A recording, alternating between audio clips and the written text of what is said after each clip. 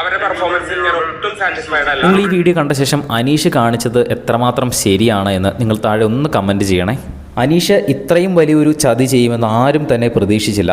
Mid week eviction ടാസ്കിൽ അനീഷിനെ support ചെയ്യാൻ വന്ന അനുവും ശരത്തും അനീഷിനെ മനഃപൂർവ്വം ടാസ്കിൽ തോൽപ്പിച്ചു എന്നാണ് അനീഷ് ഇപ്പോൾ അഭിപ്രായപ്പെടുന്നത്. ബിഗ് ബോസ് തന്നെ ചോദിക്കുകയായിരുന്നു മിഡ് വീക്ക് എവിക്ഷൻ ലിസ്റ്റിൽ വന്നവരോട് തന്നെ സഹായിക്കാൻ വന്ന മത്സരാർത്ഥികൾ എത്രമാത്രം എഫോർട്ട് ഇട്ടാണ് നിന്നത്, എത്രമാത്രം സാറ്റിസ്ഫൈഡ് ആണ് നിങ്ങളുടെ സഹായികൾ എന്ന് ചോദിച്ചു.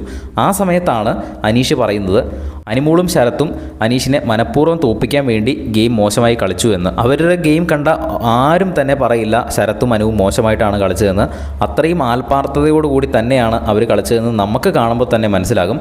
അതുമാത്രമല്ല, ഈ രണ്ടാമത്തെ ഗെയിം കഴിയുന്നത് വരെ അനീഷും അതുതന്നെയാണ് അഭിപ്രായപ്പെട്ടുകൊണ്ടിരുന്നത്. എൻ്റെ ടീമിലുള്ള അനുവും ശരത്തുമാണ് ഏറ്റവും നന്നായിട്ട് കളിച്ചത്, അവർ 100% എഫോർട്ട് ഇട്ടിട്ടുണ്ട്, അതെനിക്കറിയാം എന്നൊക്കെ ആ വീട്ടിലൂടെ മൊത്തം പറഞ്ഞുകൊണ്ട് നടന്നതും അനീഷ് തന്നെയാണ്. ഇപ്പോൾ ബിഗ് ബോസ് ഇങ്ങനെ ഒരു ചോദ്യം ചോദിക്കുന്ന സമയത്താണ് അനീഷ് നേരെ മറുകണ്ഠം ചാടി നേരെ അവർക്കെതിരെ തിരിയുന്നത്.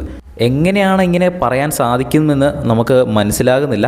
അതുമാത്രമല്ല, ശരത്തും അനുവും ഈ അനീഷ് സംസാരിച്ചിരുന്നു. ആ സമയത്ത് ബിഗ് ബോസിൻ്റെ രണ്ടാമത്തെ ഗെയിമിൽ ശരത്തും അനുവും അനീഷിൻ്റെ അടുത്ത് പറഞ്ഞതാണ് ഫ്രിഡ്ജിൻ്റെ അകത്ത് വെക്കുന്ന സാധനങ്ങൾ മാത്രം ഞങ്ങൾ എടുക്കട്ടെ എന്ന് അനീഷിൻ്റെ അടുത്ത് ചോദിച്ചിരുന്നുവെന്ന്. അപ്പോൾ അനീഷ് തന്നെയാണ് പറഞ്ഞത് വേണ്ട, നിങ്ങൾ മാക്സിമം സാധനങ്ങൾ കയ്യിലെടുത്ത് ഫ്രിഡ്ജ് നിറച്ചോ പെട്ടിയെല്ലാം എടുത്തോ എന്ന് അനീഷ് തന്നെയാണ് പറഞ്ഞത്. ആക്ച്വലി ശരത്തും അനുവും പറഞ്ഞത് കേട്ടിരുന്നുവെങ്കിൽ ഫ്രിഡ്ജിനകത്ത് വെക്കുന്ന സാധനങ്ങൾ മാത്രം എടുത്ത് വെച്ചായിരുന്നുവെങ്കിൽ ഏറ്റവും മുന്നിൽ വരേണ്ടത് അനീഷ് തന്നെയായിരുന്നു.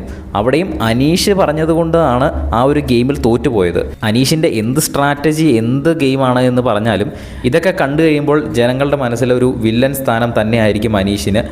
അതല്ലാതെ ഇത്രയും എഫോർട്ട് ഇട്ട് അവർ കളിച്ചു എന്ന് നമുക്ക് ലൈവ് കണ്ടവർക്കും എപ്പിസോഡ് കണ്ടവർക്കും തന്നെ മനസ്സിലാകുന്നതാണ്.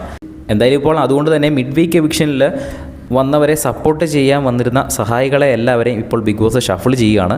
ഇപ്പോൾ അവർ പേപ്പറിൽ മിഡ് വീക്ക് എവിക്ഷനിൽ ഇല്ലാത്തവരുടെ എല്ലാവരുടെയും പേര് ഷഫിൾ ചെയ്തൊരു ബൗളിലിടുന്നു. എന്നിട്ട് ഓരോ മത്സരാർത്ഥികളും വന്ന് പിക്ക് ചെയ്ത് അവരുടെ പുതിയ സഹായികളെ സെലക്ട് ചെയ്തുകൊണ്ടിരിക്കുകയാണ്. ബിഗ് ബോസിൻ്റെ കൂടുതൽ ലൈവ് അപ്ഡേറ്റ്സിനായിട്ട് ചാനൽ സബ്സ്ക്രൈബ് ചെയ്യുക.